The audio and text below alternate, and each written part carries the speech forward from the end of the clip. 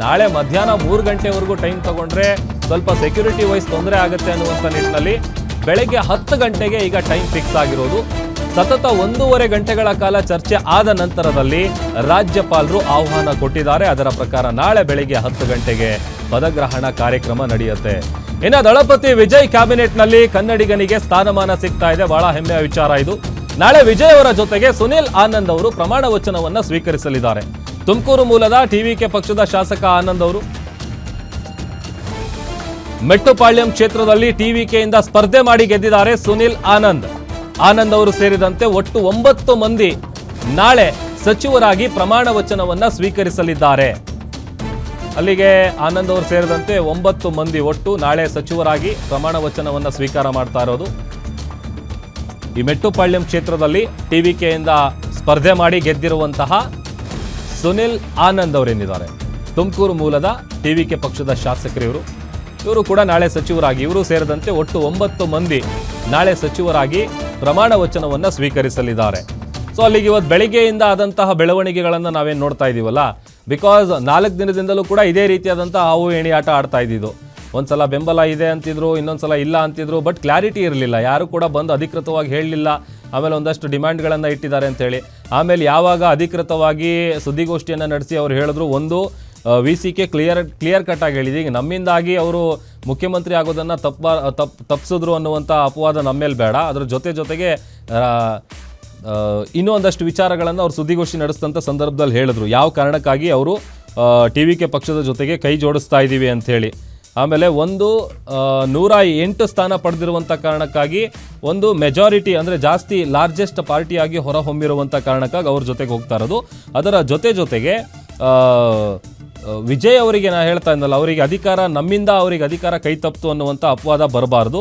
ಆಮೇಲೆ ರಾಷ್ಟ್ರಪತಿ ಆಡಳಿತ ಬರಬಾರ್ದು, ಅದನ್ನು ತಪ್ಪಿಸಬೇಕು ಅನ್ನುವಂಥ ಕಾರಣಕ್ಕೇ ನಾವು ವಿಜಯ್ ಅವರಿಗೆ ಬೇಷರತ್ ಬೆಂಬಲವನ್ನು ಘೋಷಿಸಿದ್ದೀವಿ ಅಂತ ಸುದ್ದಿಗೋಷ್ಠಿಯನ್ನು ನಡೆಸಿ ಮಾಹಿತಿಯನ್ನು ಕೊಟ್ಟರು. ಅಲ್ಲಿಗೆ ಒಂದು ಇಷ್ಟು ದಿವಸದಿಂದ ಏನು ಹಾವು ಏಣಿ ಆಟ ಆಡ್ತಾ ಇತ್ತಲ್ಲ, ಅದಕ್ಕೊಂದು ಫುಲ್ ಸ್ಟಾಪ್ ಬಿತ್ತು. ಆ ಒಂದು ವಿಚಾರ ಗೊತ್ತಾಗ್ತಾ ಇದ್ದಂತೆಯೇ ಈಗ ಆಲ್ರೆಡಿ ಸೆಲೆಬ್ರೇಷನ್ಗಳು ದೊಡ್ಡ ಮಟ್ಟದಲ್ಲಿ ನಡೀತಾ ಇದೆ. ಇನ್ನು ನಾಳೆ ಕೂಡ ಈ ಒಂದು ಐತಿಹಾಸಿಕ ಕ್ಷಣಕ್ಕೆ ಇದನ್ನು ಕಣ್ತುಂಬಿಕೊಳ್ಳೋದಕ್ಕೆ ಇಡೀ ತಮಿಳುನಾಡಿನ TVK ಪಕ್ಷದ ಕಾರ್ಯಕರ್ತರು, ನಟ ವಿಜಯ್ ಅವರ ಅಭಿಮಾನಿಗಳು ತುದಿಗಾಲಲ್ಲಿ ವೆಯ್ಟ್ ಮಾಡ್ತಾ ಇದ್ದಾರೆ.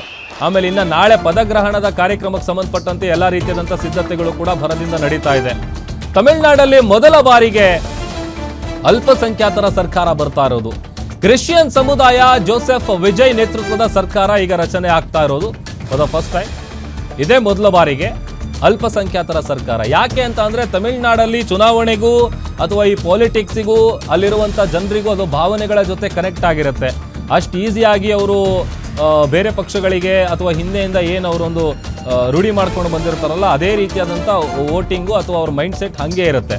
ಬಟ್ ಅದನ್ನು ಬ್ರೇಕ್ ಮಾಡಿದ್ದು ಅಂದರೆ ಹಿಂದೆ ಆಗೆಲ್ಲ MGR, ಜಯಲಲಿತಾ ಅವರೆಲ್ಲ ಇದ್ದಂಥ ಸಂದರ್ಭದಲ್ಲಿ ಏನಾಗಿತ್ತಲ್ಲ, ಅದೇ ರೀತಿಯಾದಂಥ ಒಂದು ಟ್ರ್ಯಾಕ್ಗೆ ತೆಗೆದುಕೊಂಡು ಬರುವಂಥ ಕೆಲಸವನ್ನು ಮಾಡಿದ್ದು ಜೋಸೆಫ್ ವಿಜಯ್ ಅವರು. ಹಾಗಾಗಿ ಇದೇ ಮೊದಲ ಬಾರಿಗೆ ಅಲ್ಪಸಂಖ್ಯಾತರ ಸರ್ಕಾರ ತಮಿಳುನಾಡಲ್ಲಿ ರಚನೆ ಆಗ್ತಾ ಇರೋದು. ಕ್ರಿಶ್ಚಿಯನ್ ಸಮುದಾಯ ಜೋಸೆಫ್ ವಿಜಯ್ ನೇತೃತ್ವದ ಸರ್ಕಾರ ತಮಿಳುನಾಡಿಗೆ ಇದೇ ಮೊದಲ ಬಾರಿಗೆ ಕ್ರಿಶ್ಚಿಯನ್ ಮುಖ್ಯಮಂತ್ರಿ ಆಗ್ತಾ ಇರೋದು.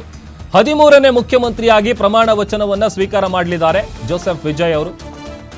ಸೊ ಅಲ್ಲಿಗೆ ಫಾರ್ ದ ಫಸ್ಟ್ ಟೈಮ್ ಇದು. ಬಿಕಾಸ್ ಅಲ್ಲೊಂದು ರೀತಿಯಾದಂಥ ಚುನಾವಣೆಗೂ ರಾಜಕಾರಣಿಗಳಿಗೂ ಆಮೇಲೆ ಅವರು ರಾಜಕಾರಣ ಮಾಡುವಂಥ ವ್ಯಕ್ತಿಗಳಿಗೂ ಇದೆಲ್ಲದಕ್ಕೂ ಕೂಡ ಭಾಳ ಕನೆಕ್ಟ್ ಆಗಿರ್ತಾರೆ.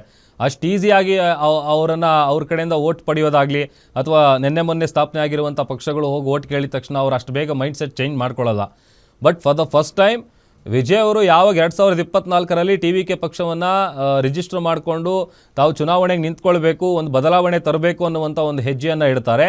ಅಲ್ಲಿಂದಲೇ ಅವರಿಗೆ ಸಪೋರ್ಟ್ ನೀಡೋದಕ್ಕೆ, ಬಿಕಾಸ್ ಕಮಲ್ ಹಾಸನ್ ಅವರು ಕೂಡ ಸಾಕಷ್ಟು ಪ್ರಯತ್ನಗಳನ್ನು ನಡೆಸಿದ್ರು, ಅವರಿಗೆ ಆ ಪ್ರಮಾಣದಲ್ಲಿ ಏನಷ್ಟು ಗೆಲುವು ಸಿಗಲಿಲ್ಲ.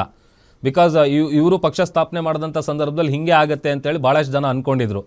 ಗೆಲ್ತಾರೆ, ಓಕೆ, ಚುನಾವಣೆಯಲ್ಲಿ ಸ್ಪರ್ಧೆ ಮಾಡಿರುವಂಥ ಕಾರಣಕ್ಕಾಗಿ ಒಂದು 40-50 ಸ್ಥಾನದಲ್ಲಿ ಗೆಲ್ಬೋದು, ಒಂದು 50 ನಂಬರ್ ಬರ್ಬೋದು ಅಂತ ಅಂದ್ಕೊಂಡಿದ್ರು. ಬಟ್ ಇಲ್ಲ, ಅವ್ರು ಮಾಡಿದ್ದು ಇದೆಯಲ್ಲ, ಅದು ನಿಜವಾಗ್ಲೂ ಮ್ಯಾಜಿಕ್, ಒಂದು ರೀತಿಯಾದಂಥ ಕಮಾಲ್. ಆ ಒಂದು ಸಾಧನೆ ಏನಿದೆ ಅದು ಹೆಚ್ಚು ಕಡಿಮೆ 17 ವರ್ಷದಿಂದ ಸತತ ಪ್ರಯತ್ನವನ್ನು ಮಾಡಿಕೊಂಡು, ಆಗ್ಲಿಂದನೇ ಅವ್ರು ಇದಕ್ಕೆ ಸಂಬಂಧಪಟ್ಟಂಥ ಪ್ರಿಪ್ರೇಷನ್ಗಳು ಮಾಡ್ಕೊಂಡಿದ್ರು. ಅವರು ಮಾಡಿದಂತಹ ಎಫರ್ಟು, ಅವರು ಮಾಡಿದಂತಹ ಒಂದು ಅಬ್ಬರದ ಪ್ರಚಾರಗಳು ಎಲ್ಲವೂ ಕೂಡ ಅವರ ಕೈ ಹಿಡಿದಿದೆ.